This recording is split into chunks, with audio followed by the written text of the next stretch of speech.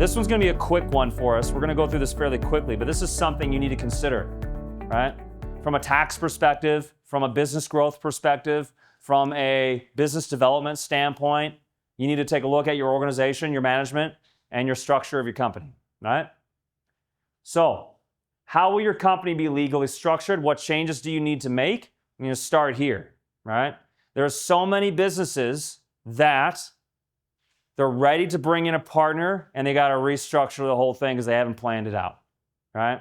They got so many businesses that say, David, I want to sell my company in a year, and they're not at all positioned to do that because they don't have themselves set up legally. This is a big thing. You got to do this in advance. If you want to sell your business in 3 years, you got to plan for it now. Just letting you know. If it's less than 3 years, you want to sell your business in less than 3 years, it's going to be a fire sale, right? You're going to lose a lot of value, okay? So you got to take a look at the business structure. Most of us have had that conversation in terms of that legal structure, but you want to think ahead, all right? From a tax perspective, where does your company need to be structured so you pay less money in your taxes? Or if you want to sell equity, or if you want to bring on a partner, or if you want to share profit, or you want to do these things, this requires changes to your legal structure. Again, you're thinking at the end of 2025 for this exercise, right? And then once you're done doing it at the end of 2025, then you can do 3, 5, and 10-year plan. All right? So think about what does it need to be so that I am where I need it to be to hit this number. If I'm bringing on another shareholder because I need a partner to help me leverage and grow this business, you need to have that conversation, right? You need to plan that out in advance, right? So that when it's time to bring on that partner, because you're going to offer equity to your staff that you want them to be vested. You see what I'm going with here? You got to plan this in advance. Right? If you're like, David, I want to offer a stock option to my director of operations because I want to give him or her a piece of the action so that they're actually motivated to grow the business as if it's their own, we got to have that conversation in advance. Not where you're like, David, I just made an offer to someone a week from now. I need to kind of redo everything. All right? So you're thinking about this stuff in advance. Or if you're going to split up your company into different entities, that requires a lot of planning. You need to plan that out. Plan that out ahead of time, or from an asset protection standpoint, or from, you got a bunch of vehicles, you want to put them in an LLC or something, lease it back to your company, right? Those kinds of things. Or you're getting real estate and you're dumping it into a holding company, or you want to set up a parent company, or you're setting up an umbrella or subsidiaries, or whatever you're doing. This legal structure thing needs to be set up way in advance. It needs to be planned out. This year on June, I'm going to set up a subsidiary to run this another line of my business through it, so that I can prep it for sale in 3 years. Something like that, right? That'd just be an example of a plan that you have to put, let's say, okay, so you guys do HVAC. Now all of a sudden you're doing roofing, right? Let's just say, right? You're like, okay, well, do I do my roofing through my existing business or am I gonna set up another one, right? Because I wanna have 2 separate businesses, number one, so they're protected from each other. But number 2, so that when I sell the roofing company in 3 years, right, for example, now it's already got its P&Ls, its profit and loss. Everything is, all its books is in this new entity. Just an example, right? These are things you need to think about years ahead of time, right? Especially if you're going to sell. If you're going to keep it and then give it to your kids, etc., that's different. Not that you want them to inherit a mess, right? But if you're going to sell it, totally different ballgame. You need to know that 3, 5, 10 years in advance, okay? So that's the legal side. And then from the organization and management side, this is, again, set your business up like a business, not a hobby, okay?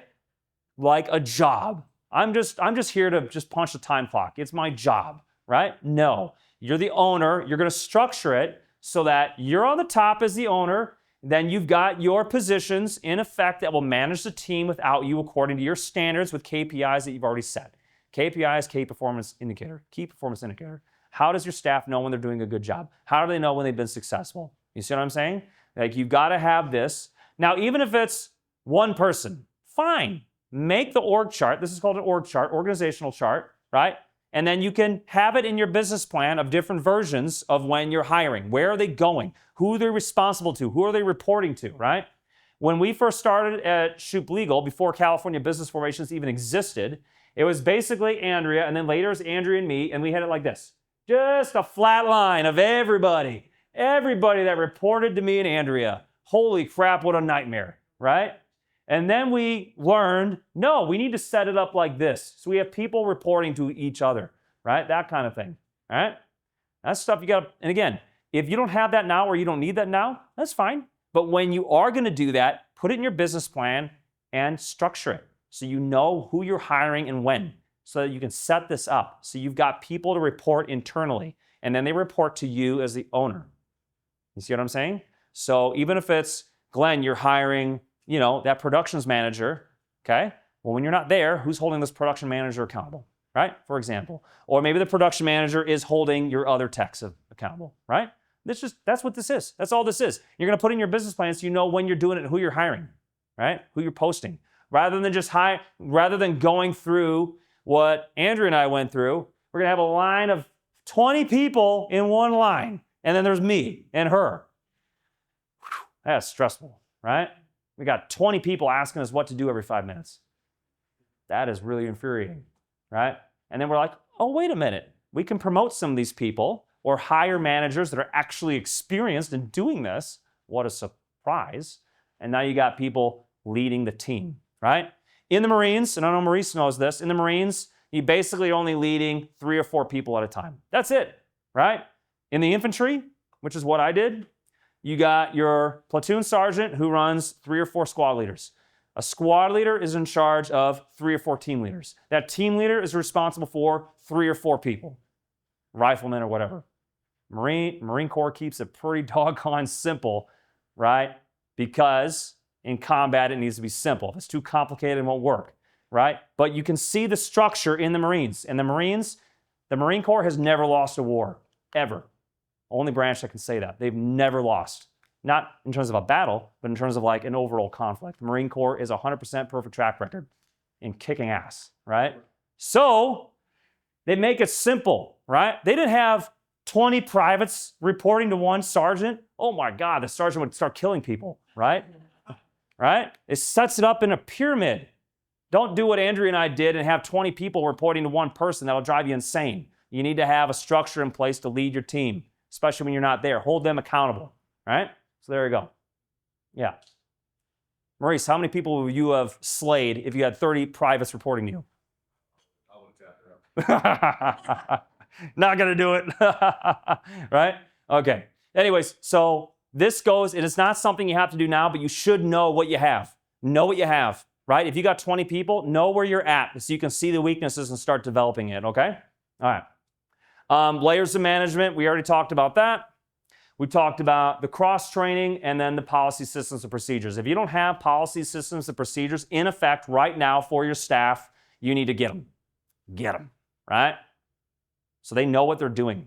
Or they're going to be coming to you every 5 minutes. What do? I don't know. Right? It'll help you with training. It'll help you with supervising. It'll help you with everything.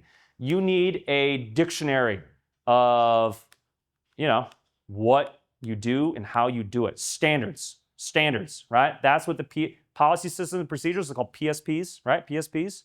You need to have those. Good ones. Update them regularly, monthly, weekly. Update them, right? Elizabeth, how often do we update our PSPs? Every time. Elizabeth, change the procedure. Print it out and give it to me. I want to see it. Change it. Give it to me, right? Because I want Elizabeth to know how I want it. How unfair would it be if I said, Elizabeth, how come you don't know what's in my head? Why don't you know what's in my head, Elizabeth? How immature is that from an entrepreneur? No, we're going to create a manual. You know what it looks like. Boom. When you're drafting this, when you're preparing this is what a successful LLC looks like at California Business Formations. Here's the standard. Here's what the partnership contract looks like when I'm done with it. Here's what to proofread to make sure I didn't make stupid typos. It happens, right? That kind of stuff. So policy, systems, and procedures, get them, update them regularly, right? Okay. And then write down everything. Write down everything. It'll also help you train your staff when you hire somebody. Right? Now what I do is when I have someone training someone, record it on Zoom and put it in your computer. And then when someone else comes in there that needs to learn it, now you got a recording. You're creating a training library. It's not hard. Go on Zoom and record it and store it in your computer, right? Or your Dropbox or whatever you guys use, right? That kind of thing.